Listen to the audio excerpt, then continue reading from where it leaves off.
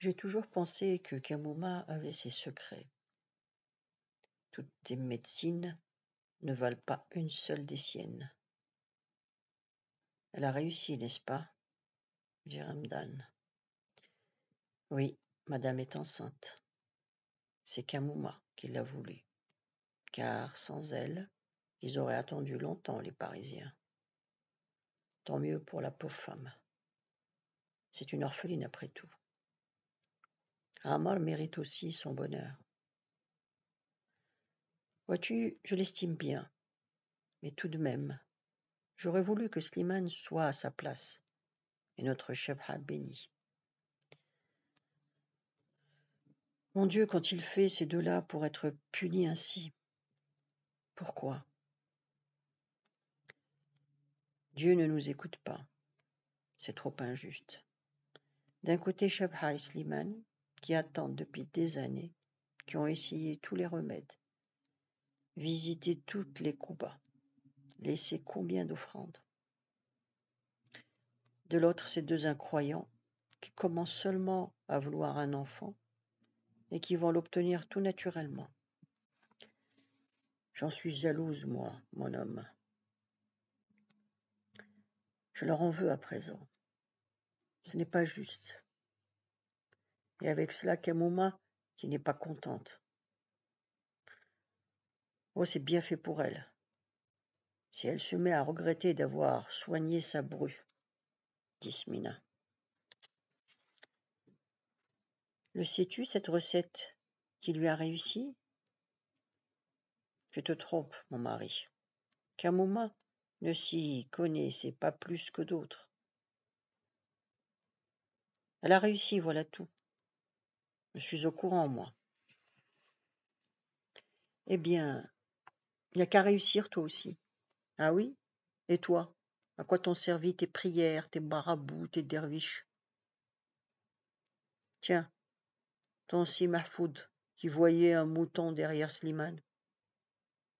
C'est derrière Ammar qu'il viendra, le petit agneau beulant. Il sera tout blanc et mignon. Il a dû confondre si Mahfoud.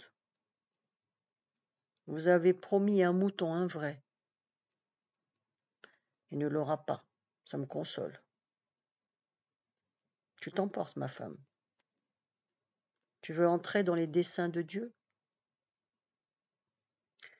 Es-tu bien sûr qu'elle n'a rien fait que tu n'aies essayé avec Shebha? Il y a eu la grande ventouse. Tu l'as vu faire? C'est tellement simple. Tout le monde sait comment s'y prendre.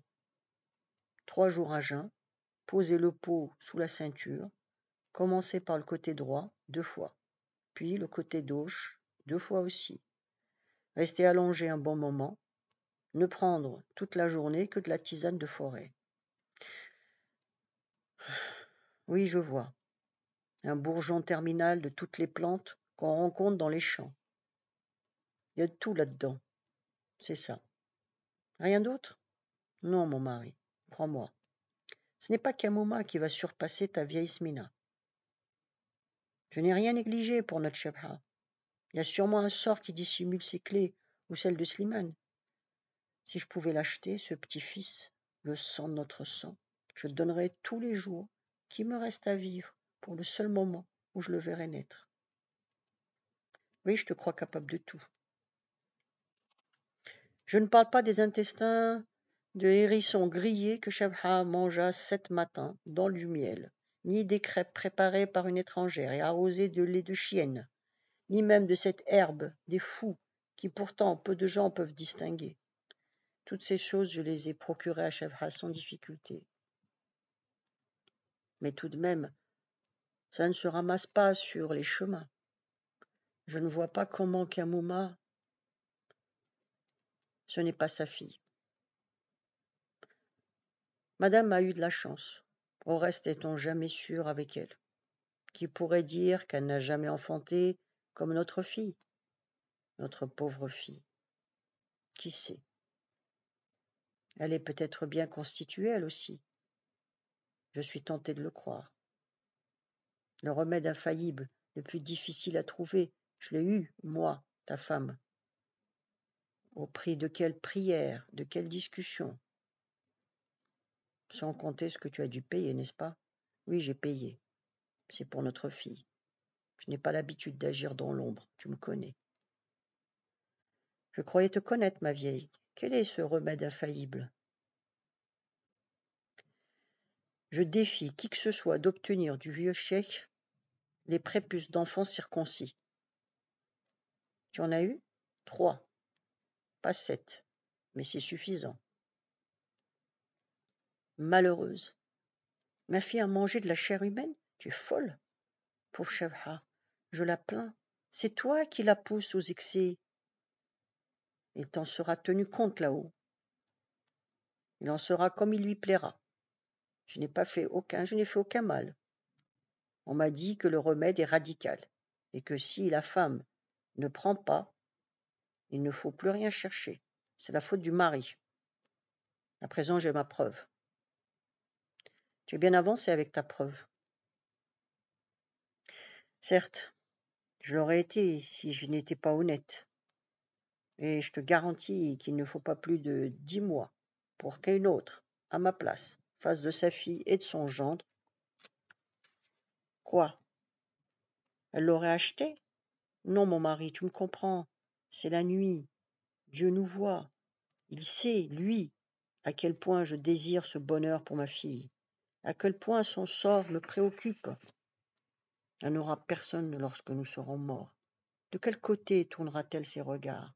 Et nous, dans nos tombes, nous cognerons en vain la tête contre des dalles. Tu seras le témoin impuissant de sa vieillesse solidaire.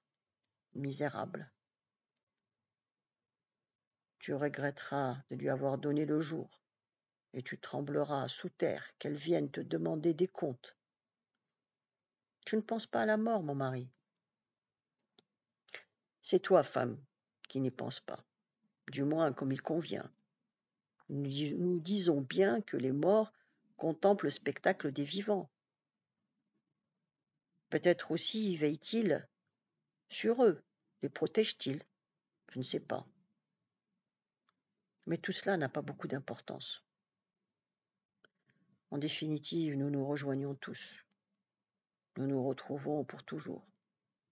Il n'y a plus ni parents ni enfants. Point d'amour particulier, haine ou gratitude. Il faut voir l'autre vie autrement, que tu ne l'imagines. Sinon, alors, de fil en aiguille, nous remonterions à l'ancêtre unique, et ce serait lui qui supporterait le poids de la révolte humaine et de l'humaine ingratitude. Non, ma femme, tu te figures que la vie continue de l'autre côté. Tu ne sais pas ce que c'est que la mort. Un beau raisonnement pour partir la conscience tranquille. Sois sûr qu'elle pleurera pourtant ce jour-là, l'âme perdue, et que ses lamentations déchireront ton âme de mort. Crois-tu que tes parents s'inquiéteront beaucoup de toi au cimetière de Tazlos? Je suis bien moi.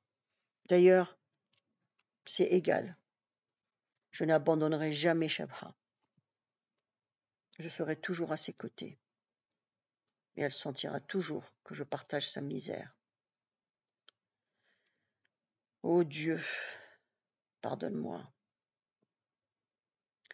Pour lui, tout est réglé. Je n'ai pas dit mon dernier mot. Écoute, femme. Vous avez chassé Adam du paradis.